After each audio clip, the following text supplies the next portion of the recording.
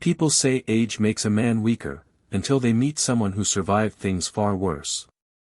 At a high-end poker club in broad daylight, Harold Mercer, a 75-year-old black veteran, sits quietly at the table he paid for.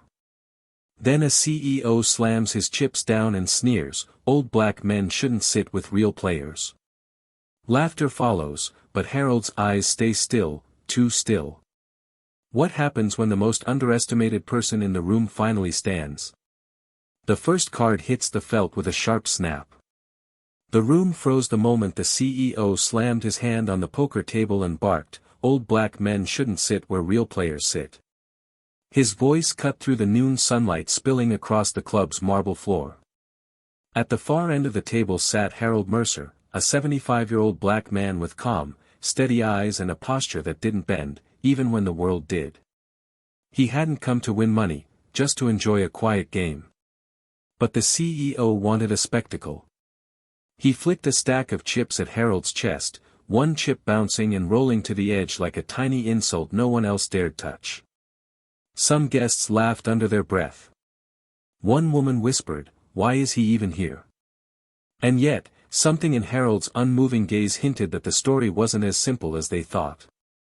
The dealer cleared his throat, and the first card snapped against the felt.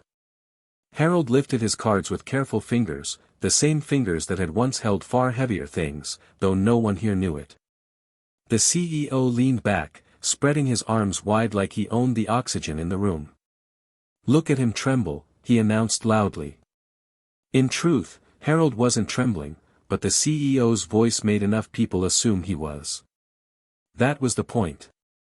A soft humiliation delivered as entertainment. A waiter passing behind Harold accidentally bumped the chair after being startled by the CEO's outburst. The jolt sent a small metal pin sliding off Harold's jacket and clicking onto the floor. It was no larger than a dime, shaped like a tiny eagle. A few people stepped around it without noticing. One man almost crushed it with his shoe. That tiny detail hit Harold harder than any insult. It was the pin his old platoon had given him decades ago. The CEO smirked. "Don't worry, old man. You'll be out of here soon enough. Men like you always fold." Harold said nothing. His silence made the CEO louder. "What would you do," the CEO asked the crowd, "if someone like him sat at your table, pretending he belongs?" Someone snickered. Another whispered, "Probably on disability." The dealer looked uncomfortable but kept dealing. The room's energy shifted. Harold wasn't just being mocked, he was being isolated. The CEO lifted the fallen pin with 2 fingers, examined it, then let it drop back to the floor. "Cute accessory. Doesn't make you younger." The pin's metallic clink echoed in Harold's chest, stirring something long buried. The kind of thing training doesn't erase. "What would you do if this happened to you?" Harold wondered silently, not to the crowd, but to anyone watching who understood what it felt like to be dismissed before you ever spoke. The CEO stood up, leaning in. "Let's make this interesting." The CEO shoved the table forward, jolting everyone and sending chips scattering. "Stand up," he ordered. "Let's see if you've got anything left besides wrinkles." Harold rose slowly. Not out of fear, out of restraint. The CEO leaned in so close Harold could smell his cologne. "Black. Old. And weak. You really think you can sit at my table?" A murmur rippled through the guests. This was no longer arrogance, it was open cruelty. Harold remained still, hands at his sides, his breathing steady. That steadiness irritated the CEO more than any insult could. "You don't even flinch," the CEO scoffed. "Maybe you're too slow to understand." Then he swung. It wasn't a full punch, more like a shove meant to humiliate. But in that split second, something flashed behind Harold's calm eyes. A memory of drills under desert sun. Of dodging real threats, not drunken ego. Harold shifted his weight, stepped aside, and the CEO's arm cut through empty air. Gasps erupted. Someone whispered, "Did you see that?"